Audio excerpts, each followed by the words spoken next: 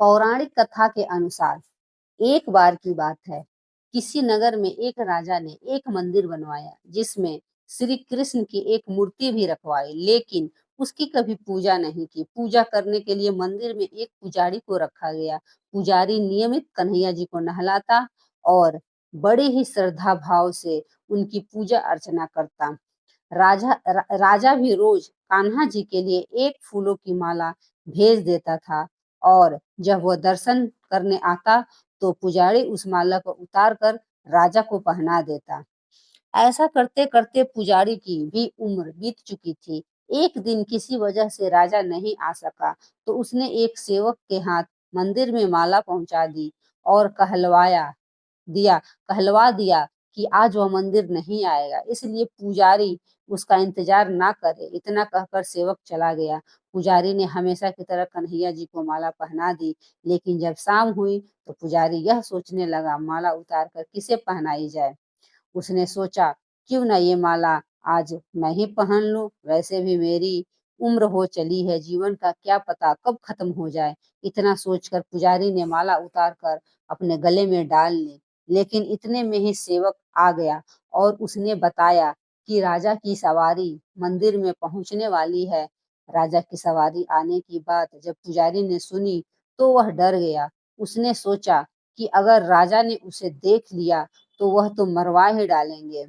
आनन फानन में पुजारी ने माला उतार कर वापस कन्हैया जी को पहना दी। जैसे ही राजा अंदर आया तो हमेशा की तरह पुजारी ने माला कान्हा जी के गले से उतार कर राजा को पहना दी, लेकिन माला पर लगा सफेद बाल देखकर राजा समझ गए कि पुजारी ने यह माला स्वयं ही पहनी थी। बस फिर क्या था, राजा क्रोधित हो उठे और उन्होंने गुस्से में पुजारी से पूछा कि माला पर सफेद बाल कहाँ से आया। तब राजा की बात सुनकर पुजारी डर गया और बोल पड़ा, ये तो कन्हैया जी का है। अब तो राजा और भी क्रोधित हो गए, क्योंकि कान्हा तो भगवान है और उनके बाल सफेद कैसे हो सकते हैं। इसीलिए राजा ने फरमान सुना डाला कि कल श्रृंगार के समय राजा खुद आएंगे और देखेंगे सच में ही कान्हा जी का सफेद बाल है या पुजारी झूठ बोल रहा है। उन्होंने कहा कि अगर पुजारी ने झूठ बोला होगा तो उसे फांसी दे दी जाएगी। राजा का फरमान सुनकर पुजारी का बुरा हाल हो गया। उसने सोचा अब क्या करे, कहाँ जाए, अब तो उसका मरना तय है। वह रोते रोते भगवान की शरण में पहुंचा और उनसे कहा कि हे केशव, मुझसे झूठ बोलने का अपराध हुआ है, लेकिन हो सके तो मुझे क्षमा कर दें और राजा से रक्षा करें। पुजारी ने कहा कि हे माधव, आपकी सेवा करते करते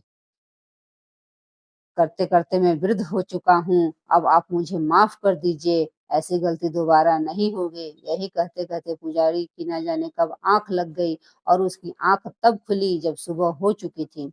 उधर सुबह होते ही राजा भी आ गया और कहने लगा, आज कान्हा जी का श्रृंगार वह खुद करेगा। ऐसा कहकर जैसे ही राजा ने कान्हा जी का मुकुट उतारा तो देखा कि श्री कृष्ण के तो सारे बाल ही सफेद हैं, लेकिन राजा को फिर भी यकीन नहीं हुआ। उसे लगा कि फांसी के डर से पुजारी ने ही बालों को रंग दिया होगा। राजा ने सोचा कि क्यों न कान्हा जी का एक बाल तोड़ कर देखा जाए। इसके बाद राजा ने कान्हा जी का एक बाल तोड़ लिया, लेकिन जैसे ही बाल टूटा कन्हैया के सिर से खून की धारा बहने लगी। यह देखकर राजा भगवान के चरणों में गिरकर माफी मांगने लगा।